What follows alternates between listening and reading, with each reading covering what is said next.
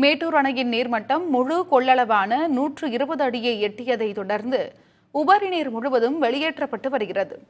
கர்நாடக அரசின் பிடிவாதம் மற்றும் மழை பெய்யாததால் மேட்டூர் அணையின் நீர்மட்டம் கடந்த ஜூன் மாத இறுதியில் 40 அடியாக சரிந்தது.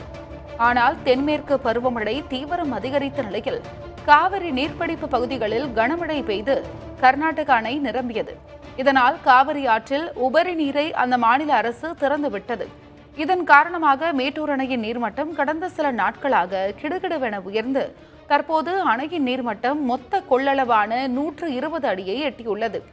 இதன் காரணமாக அணைக்கு வரும் நீர் முழுவதும் 16 கண் மதகுகள் வழியாக திறக்கப்பட்டுள்ளது. பொங்கி வரும் காவிரியின் அழகை மேட்டூர் மேம்பாலத்தில் நின்றபடி ஏராளமானோர் கண்டு ரசித்தனர். மேட்டூர் அணையின் வரலாற்றில் 43வது முறையாக முழு கொள்ளளவை எட்டியுள்ளது.